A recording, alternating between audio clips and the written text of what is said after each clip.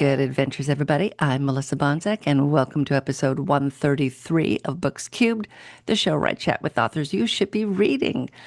It is Christmas if you're listening to this the day that it goes live.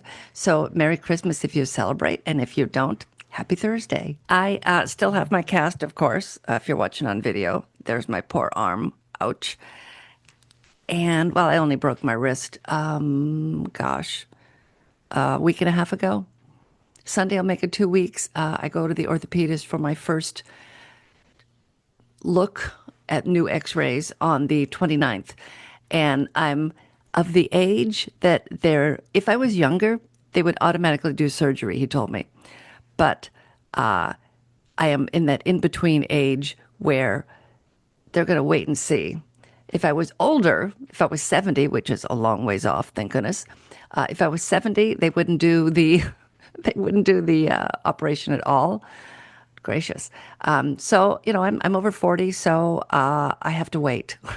And they're going to watch it every couple of weeks and see how it's doing. He said it already looks a lot better than the first x-rays right after I broke. I can speak right after I broke it. So, we'll see what's going on. So this week, I do not have anybody with me. It's just me.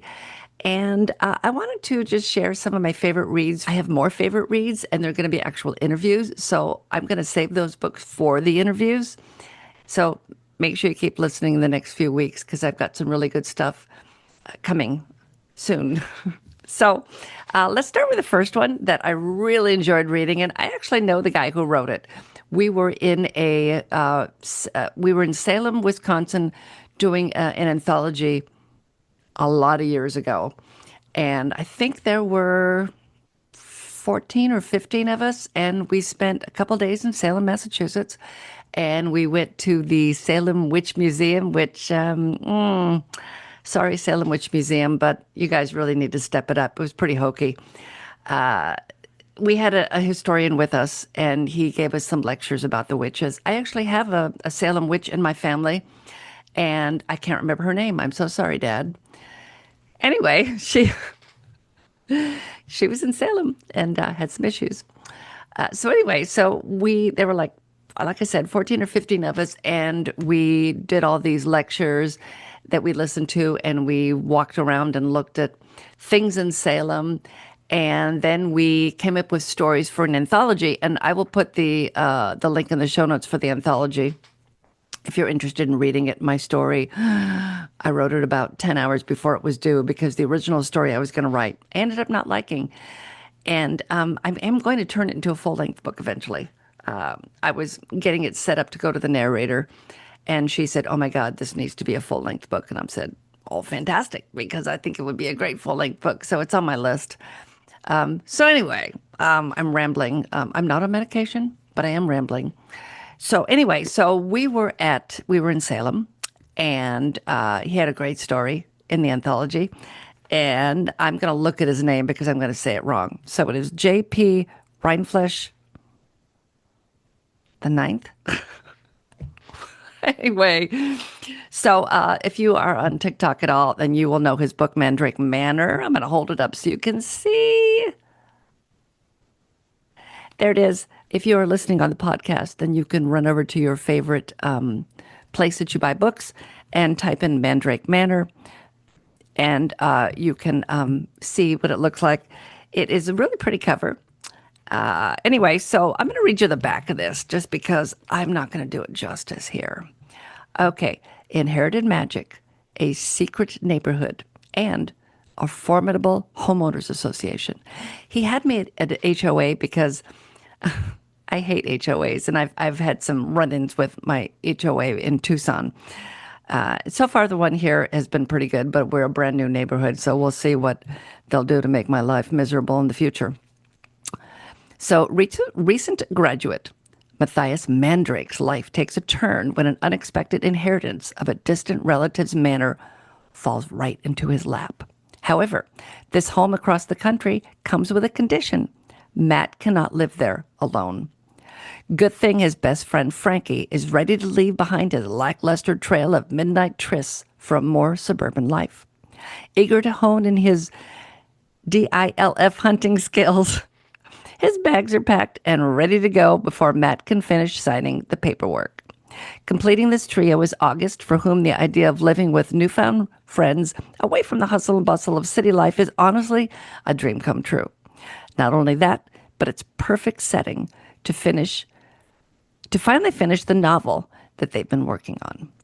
Mandrake Manor is a whimsical tale full of mystery and mayhem, as well as an abundance of queer joy through found family, budding romance, lots of sass, and light spice. And yeah, I got to say, this has been it was just a fun read. I really thoroughly enjoyed it. It is, I don't know, it's got some really gorgeous pictures inside also. I'm afraid to show you, it's pretty decorations in chapter headers. And I'm afraid to show you because I don't want to give away any of the book. With my luck, I will open it to a page that has something that's very important, and then people will read that and then get mad at me later. But it's really pretty on the inside. It's got a really gorgeous cover. I really like hardcover books. I'm a huge fan of them. There's just nothing better. And I know I talked about stuffing your Kindles, and yeah, you can stuff your Kindle with this one, but you can also get a signed copy on his TikTok shop. So I will put that link down in the show notes, and you can check that one out. And I recommend it. It's got some mystery. It's got some adventure. It's got a very evil HOA and lots of mayhem and lots of great characters. And so it's going to be a page turner. You're just going to keep turning these pages for this one. The next one is paranormal fantasy. Let's say you combine My Fair Lady with one of those cooking shows on TV and you throw in some magic. And that's what you have with My Fair Potion. And take a peek at that cover, which is absolutely gorgeous. And this is by A.E. McKenna, and she's been on the show a couple times. I am a huge fan of her writing. Let me read the back cover for you. Casting call for alchemists near and far. Who will be the next Potion Network star? Not Lila Townsend, that's for sure. Been there, done that. Reputation in shambles thanks to another contestant's betrayal. But when she stumbles across down on his luck alchemist Nathaniel Pittman, she sees more than the opportunity to give him a hand up. He might just be the key to getting revenge. Having quality ingredients is vital to a successful potion, and Lila and Nathaniel's chemistry at the alchemy table is cooking up a different kind of elixir, the kind that could explode in their faces once the truth is out. All he has to do is win for Lila's reckoning to unfold.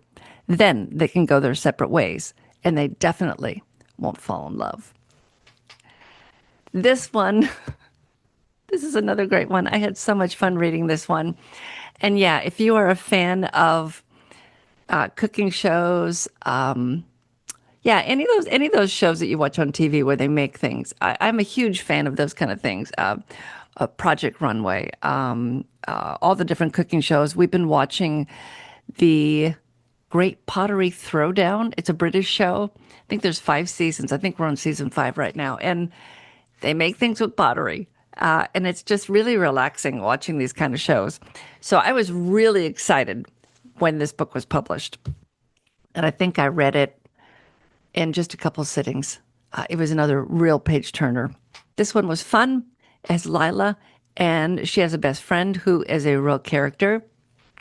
And this takes place in a town called is it Starglen? Hang on, I'm going to look this up real quick because this is part of a series. They are all it's Starglen, a Starglen novel.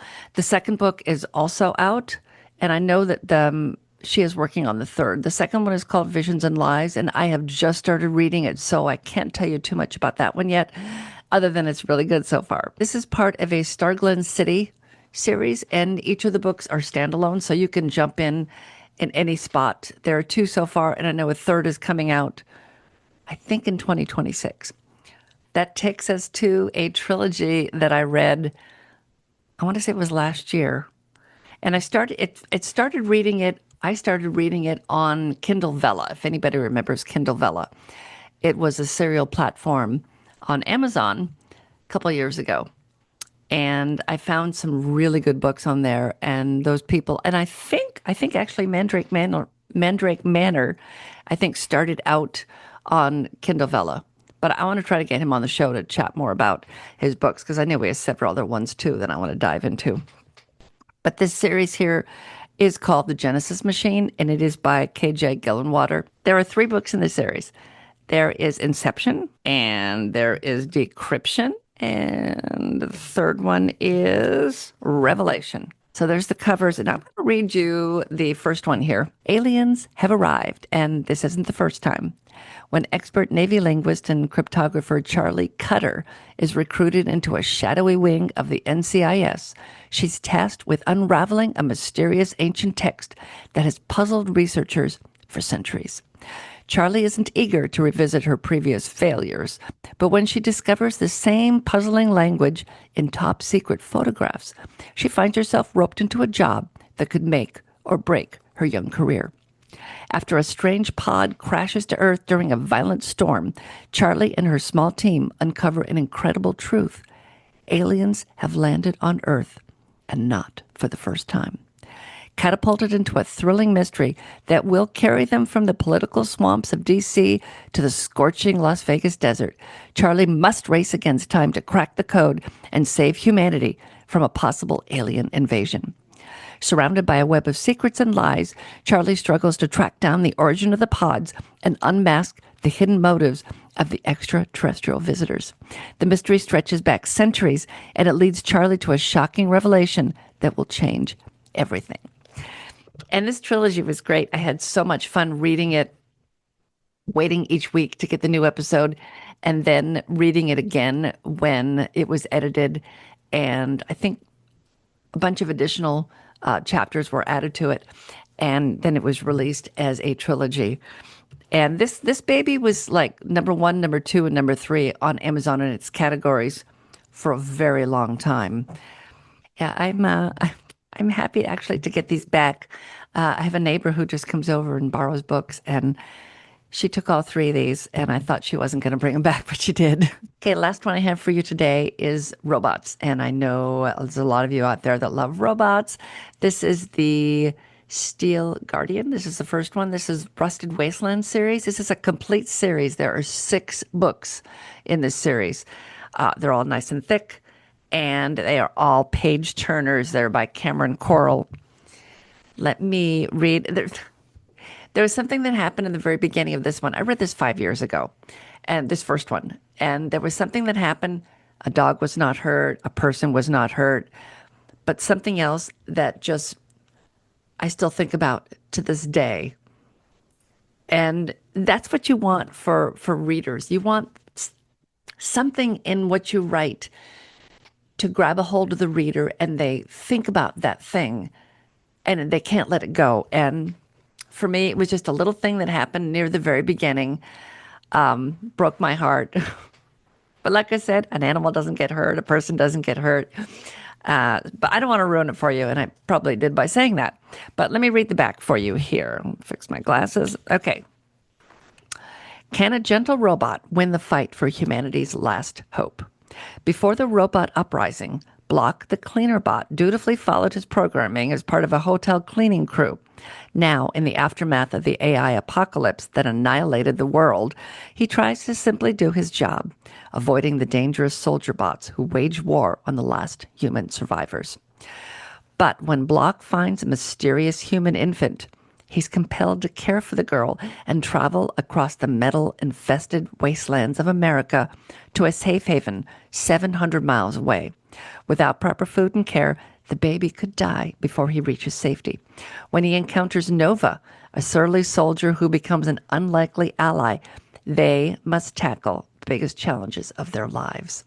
Together, they face mortal danger from bands of scavengers, militaristic soldier bots, combat mechs, and a cyborg bounty hunter that will stop at nothing to find Block and the child, an infant who might hold the key to humanity's future.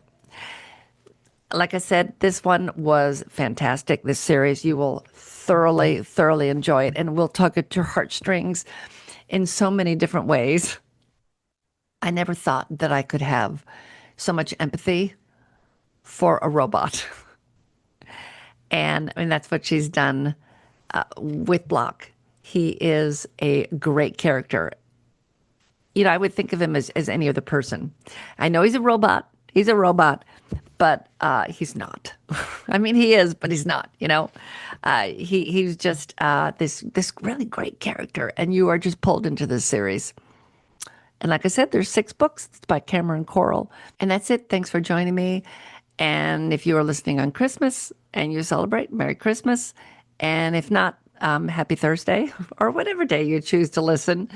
You will find all of the links to the books down in the show notes. And I will see you next week. And until then, go read a good book. The Books Cube theme music was written by Laura Lynn Hardy. She performed the vibraphone. Billy Tyke Miller performed percussion, and it was recorded at Mills Kids Recording in Huntsville, Alabama.